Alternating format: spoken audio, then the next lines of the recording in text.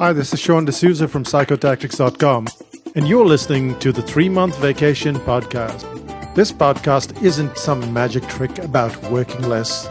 Instead, it's about how to really enjoy your work and enjoy your vacation time. This is the 3-Month Vacation. I'm Sean D'Souza. Imagine you're a band, but not just any old music band. Instead, you're the most popular band in the whole world. You've sold over 200 million records. You're in the Rock and Roll Hall of Fame.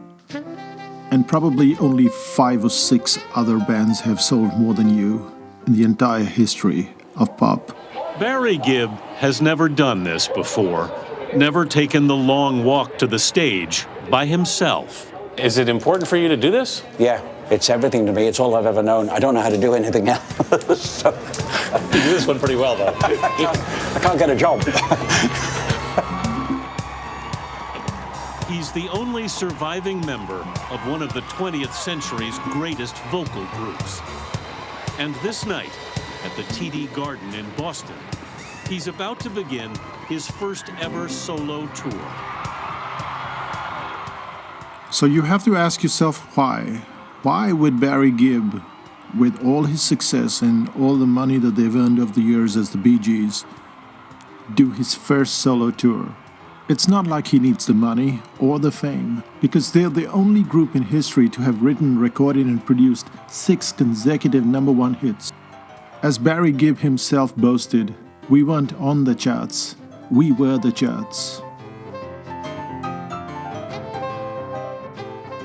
So in that spring, as he hit the road across North America for 6 solo shows, every show was costing him $500,000 a night.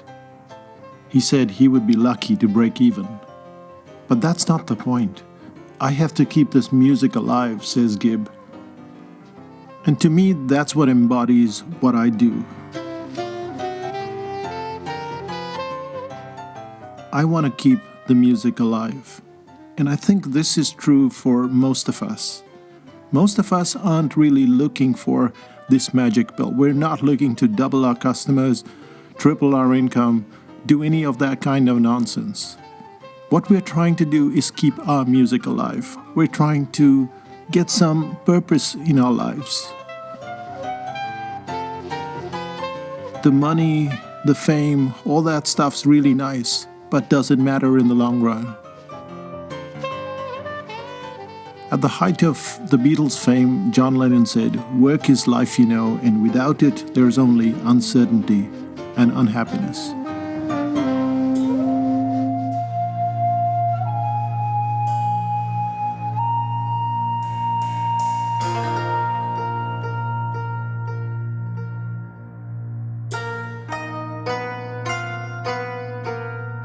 And when you look at someone like the guy who runs Uchida, a little restaurant in Vancouver Island, the restaurant is only open from 11 o'clock to 2 o'clock.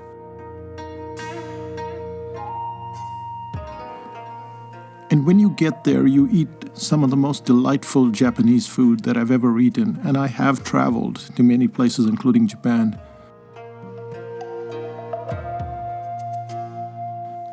And that magic is expressed in his work. He gets to work and he stays until the restaurant closes at 2 o'clock. And it doesn't open for dinner because from 2 o'clock to 9 o'clock, he's preparing the next day's meals.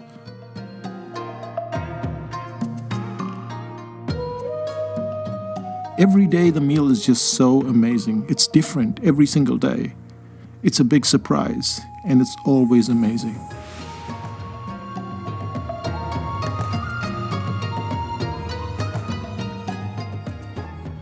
Today I'm going to talk to you about 3 myths about business. We've run Psychotactics for the past 13 years, but the business goes back a long way when I used to be a cartoonist. And I'm going to bring to you these 3 myths which I think are important. I think they're important because everyone is talking about the other side, about more money, more customers, doubling your income, doing all that stuff. As I said, that's really nice, but is there a flip side to it? That's what we'll cover in today's episode.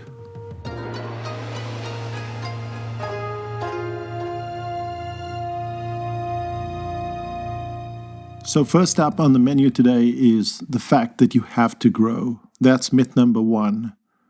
Myth number 2 is that things get easier as you go along. And myth number 3 is that you have to create a life that you don't need a vacation from.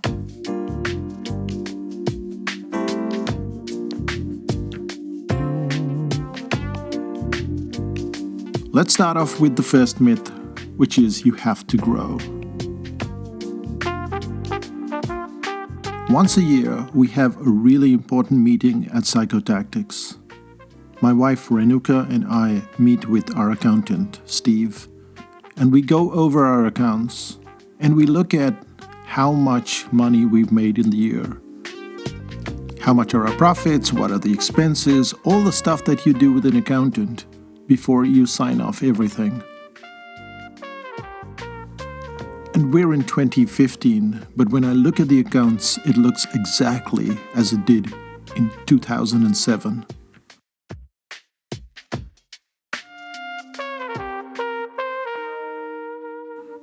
2007 was a really good year. We earned twice, maybe thrice as much as we needed. Of course, a third goes to the government. That's just what you do, you pay tax. But even so, you had twice as much as you needed. And our needs are not much. We take our breaks, we go on vacation, we buy a little goodies here and there, but we're not flash people. We don't have the flashiest car. We don't fly business, we always fly economy. So we keep our expenses under control. But even so, having twice as much as you need, that's quite a lot.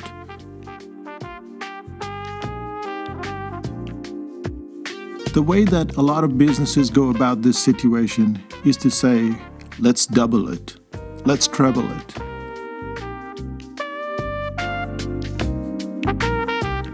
And here's what I'm telling you, you don't have to double it, you don't have to treble it. You don't have to enter that rat race. All you have to do is stay comfortable. That was your goal in the first place. Your goal as a business owner was to start up a business, to have control over your life, and to be comfortable. It was not to struggle anymore. It was never to double and treble your income.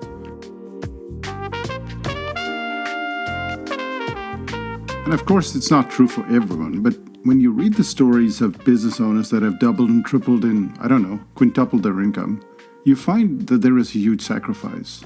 When people talk about all the extra stuff, the extra money that comes in, the extra fame, they don't talk about the downside until a lot later, when they're doing their memoir or when you meet them in private.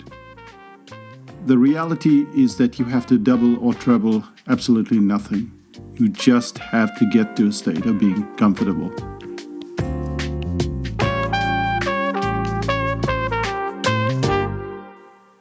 When we look at our list, for instance, the list grew from 200 to 300 people. Now there are 37,000 people.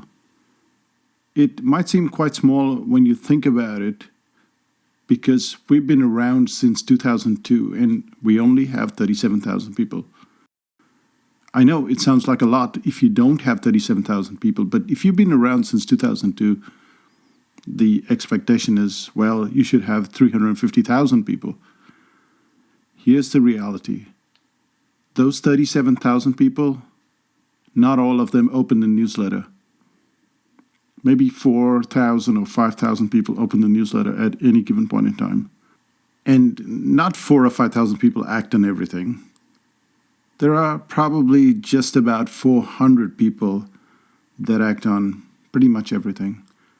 And those 400 people generate over 90% of our income. And most of them, they're members of 5000 BC.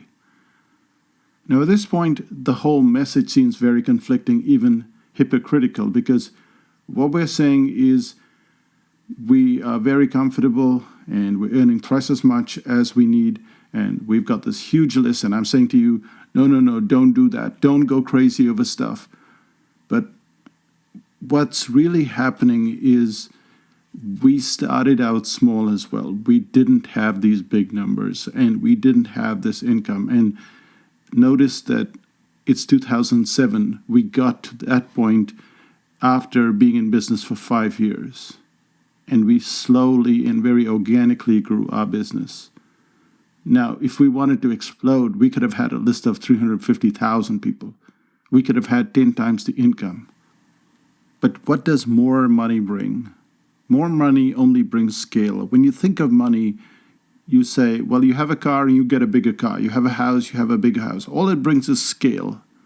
It doesn't bring you greater happiness. There's something else that brings you greater happiness. And this is the part where the growth really matters, where the sacrifice really matters.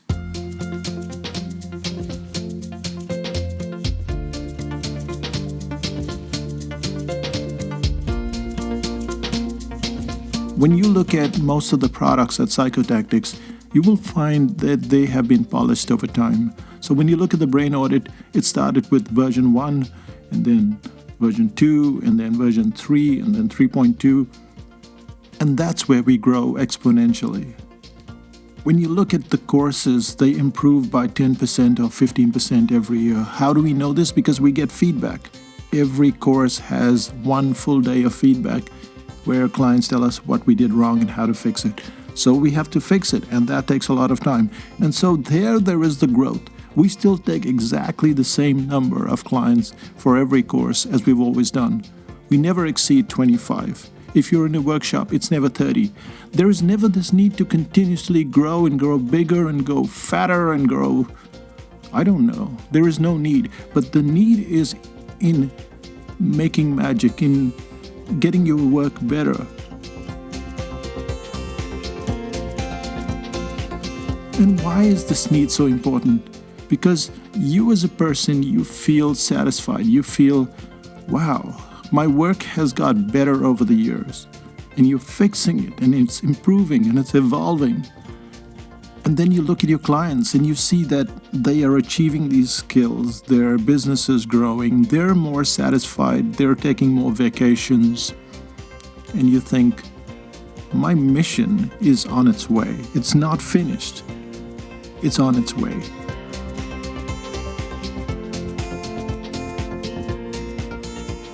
And the benchmark needn't be the fame, and the benchmark needn't be the money, and the benchmark needn't be the growth. So that's one of the first myths that I want to take apart, because almost every book out there is talking about something quite the opposite. In fact, yesterday I was on Facebook, and there it was again. Double your income, lessen your work. No, your work is interesting. Your vacations are interesting. But I get the point. You can't sell a book that says, stay stagnant with your income, stay stagnant with your revenue, stay stagnant with your clients. It's not going to sell. Maybe it will. I don't know. But the point is, it's a myth. You have to be satisfied first. Your work has to bring great satisfaction, and you have to be comfortable. And that's all that really is required from you as a small business. Let the Apple and the Google and all those big companies do whatever it is that they want to do. Let them double and treble and do whatever they want to do. That's probably not for you. And if you're the person that enjoys your family time and enjoys your life and enjoys the little things, then this is how you go about it. Because as we saw with the Bee Gees and Barry Gibb, the fame didn't make that much of a difference. It made a difference, but at the end of the day, it's about keeping the music alive. It's about keeping the magic alive. That brings us to the end of the first part, and now we go to the second myth, which is things get easier.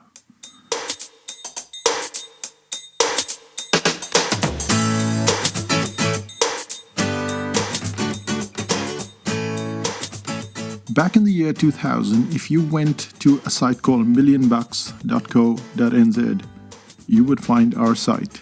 Yes, I'm embarrassed by the name, but that was what I wanted to do right at the start. I wanted to grow the business, make $1 million, do all the stuff that we're told we are supposed to do.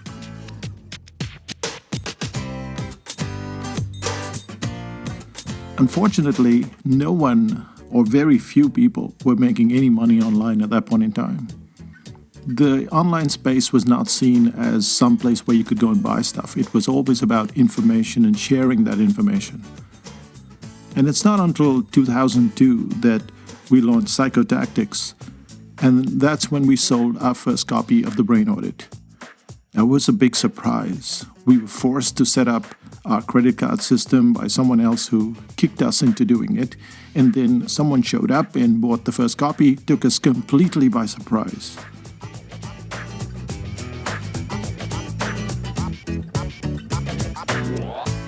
And then my wife Renuka would do a happy dance. So she would get up from her chair and do a dance in the room.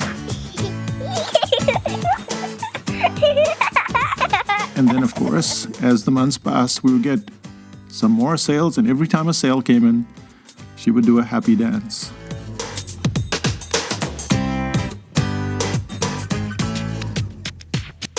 It does get to the point where you can't dance anymore and you have to sit down and do your work.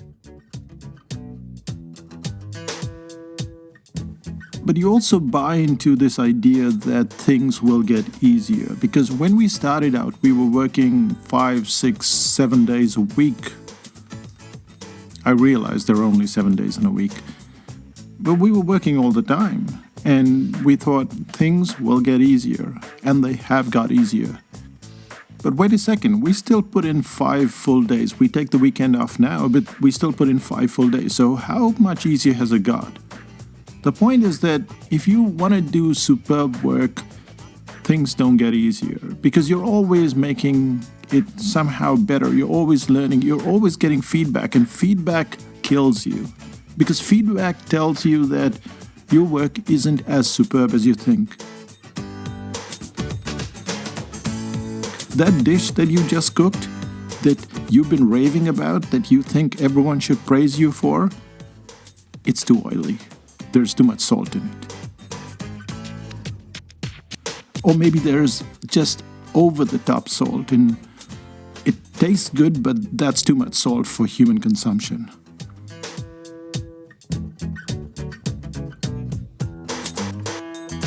You cannot take that feedback because that feedback means that you have to fix something.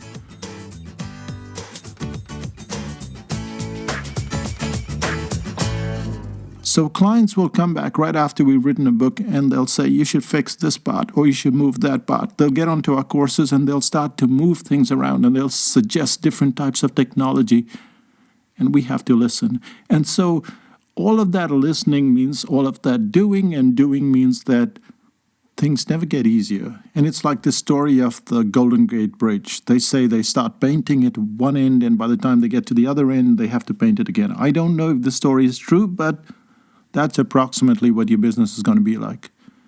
It's going to have lots of ups and downs, but more importantly, it's never going to get easier. If you want to improve your work, if you want to make it magic, you're going to get that feedback. You're going to ask for that feedback, and you're going to get that feedback, and you're going to have to fix things.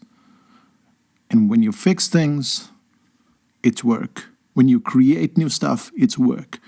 And all of this work brings an enormous amount of satisfaction. I can look back at a lot of the things that we've done, and if it weren't for the clients, I wouldn't have done it. If it weren't for the deadlines, I wouldn't have done it. But all of it is work. You look at this storytelling workshop that we're doing now in Nashville and Amsterdam. I would never have written the notes. I've written a series on storytelling. It's available as a book, but this is more comprehensive. This is more in-depth. And I've had to spend weeks working it out. I sit at the cafe, looking pensive, drinking my coffee, and then it's work. And to me, it never gets easier because you're always trying to explore that depth, as it were. You're trying to get that magic. You're trying to keep that music going.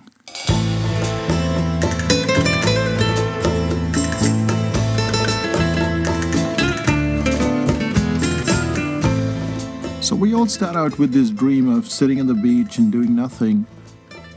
And that's not how the brain works, and that's not how the body works. In fact, if we sat at the beach and did nothing, well, we'd soon be a vegetable in no time at all.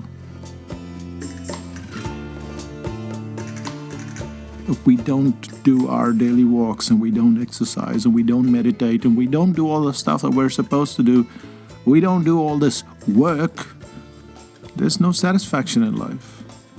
Today I can write an article in 45 minutes. I can do the podcast, I can do webinars, I can do a lot of stuff. And what happens is you get much faster and better at doing stuff. And you want to get faster and better all the time because it improves your work. You put more cartoons in the books, you tweak the workshops, you do stuff that only brings more work. And of course, that's why you need the vacations as well, because you need to wind down, you need the weekends to wind down.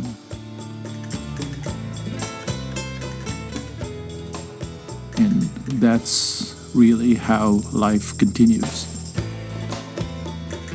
It's not about the beach. The beach, that's vacation time. There's a separate time for it. The third myth is that vacation is the enemy and work is everything. Because we've been talking about work, haven't we? So let's look at this third myth, which is that vacation is the enemy. But is vacation really the enemy? It seems like it, doesn't it? Because wherever you go on Facebook or on the internet, you run into this little saying by Seth Godin, and it says, instead of wondering where your next vacation is, maybe you should set up a life you don't need to escape from. And when you think about it, it makes perfect sense. It makes perfect sense to have a great life and you don't need a vacation. And it doesn't make sense to me at all, because when you look at that saying, what it's saying is that your job, whatever you're doing right now, or your business, whatever you're doing right now, is so tedious that you're not enjoying yourself. And it's saying that the enemy is that bad job, that unsatisfying job, that unsatisfying business that you're running right now. And that you need to find something that is satisfying. That's the enemy. But look what happened here. Vacation came in. Vacation came in as the enemy when vacation is not the enemy at all.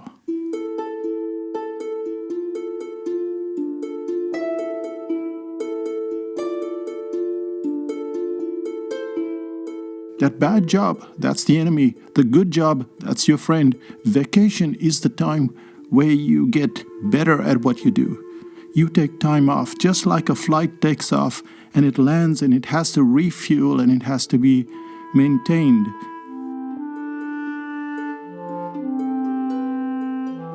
That's what vacation is all about. It's about going to new lands, learning about stuff, learning the different types of food, enjoying yourself, reading, sleeping, drinking, doing stuff that we did as kids.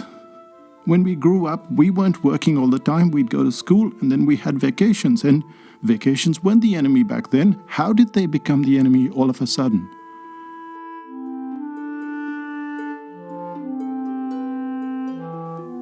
It's because we got this crappy job, or we're doing this business that is deeply unsatisfying. And then you have a statement like this, which is probably just off the cuff, but it has made vacations the enemy, and vacations are not the enemy at all.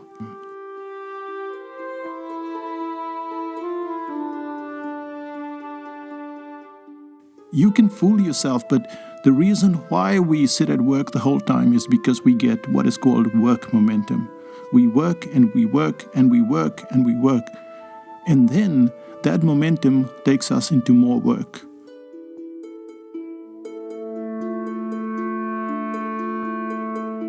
And the moment we go on vacation, we're thinking of what? Work, of course, because that's what we've been doing for so long. And then when you go on a vacation, if you have enough time on your vacation, you get into vacation momentum, and then you get more and more relaxed. And then when you get back to work, it's very hard to get back to work. And this management is important, this management of work and life. And it's important not to just take anything you see on Facebook, this nice little phrase, just because it came from Seth Godin or some other guru. and then take it at face value. You want to deconstruct it and understand why you did things the way you did.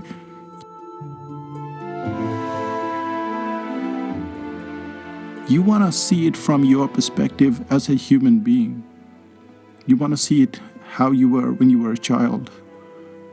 Because vacations are like a drug. Once you take vacations, work becomes so much more satisfying.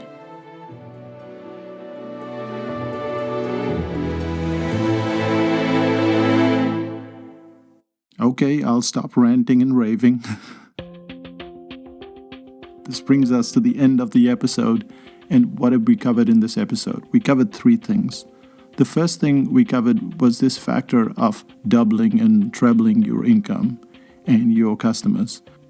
At Psychotactics, we've grown organically. We've just done things, and the list has grown to quite a sizable number, but it's very slow. And it doesn't matter.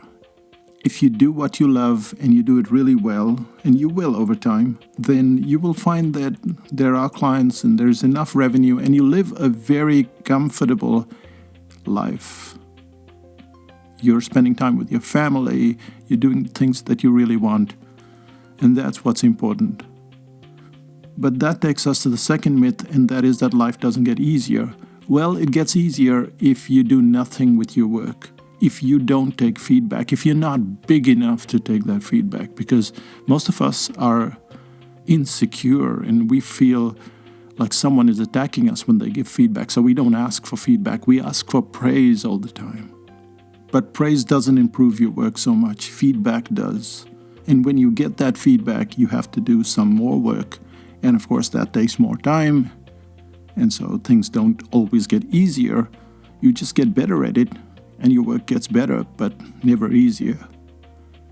And the final thing is that vacation is not the enemy. It has never been the enemy. We've made it the enemy because of crazy sayings that float around the internet. But in your early years, vacation has always been your friend. And you've just forgotten that friend and decided to adopt another friend who's a workaholic. Well, get rid of the workaholic and go back to your childhood. Go back to your young years, and you'll see that it's a lot more fun. And that brings us to the end of this episode. What's the one thing that we can do today?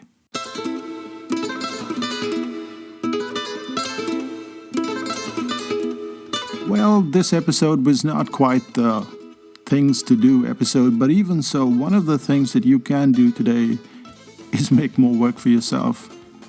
Whether it's in your personal life, the hobbies that you have, or whether it's in work, you want to ask for feedback. You want to ask people to tell you what you can fix. And stop asking for so much praise. The praise is important, but the feedback is just as important. Create a little more work for yourself, and then take a vacation.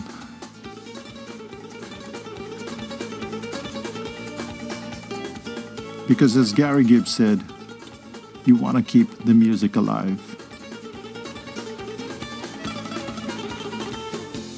When you listen to this podcast, we're likely to be on vacation. We're going to Morocco. So our trip is across the United States, then to Europe, then to Africa, then to Asia, and then back to New Zealand. Amsterdam is one of our favorite cities on the planet, and after our trip to Nashville, we're going to be in Amsterdam for quite a while before heading to Morocco. And it's going to be fun in Morocco. No tourists because it's not as hot this time of the year. And we're going to be at a seaside place, really nice place. Do nothing, just relax, just paint, eat, drink, and sleep. And the reason we're headed back to Auckland in a bit of a hurry is because Auckland is amazing at this time of the year. It's summer, there's no one in the city, we go for long walks. And when we get back after our vacation, we're going to take another month off until February, and that's when we get back to work. If what I'm describing to you sounds so unreal, then remember that it was unreal for us as well. We decided that this is what we want to do. We want to take time off. We want to take weekends off. We put these things into place, and that's what you should do as well. And that's exactly what the next episode is about. It's about goal setting, but goal setting our way, and you would expect it to be different. So listen to it and tell your friends about it. If you haven't given us a rating on iTunes, then please do so. If you would like to give us a 1-star rating or a 2-star rating, that's fine, but give us a rating. So if you haven't done that already, go to iTunes, give us a rating, and tell your friends about the 3-month vacation. That's me, Sean D'Souza, saying bye from Psychotactics and the 3-month vacation. Bye-bye.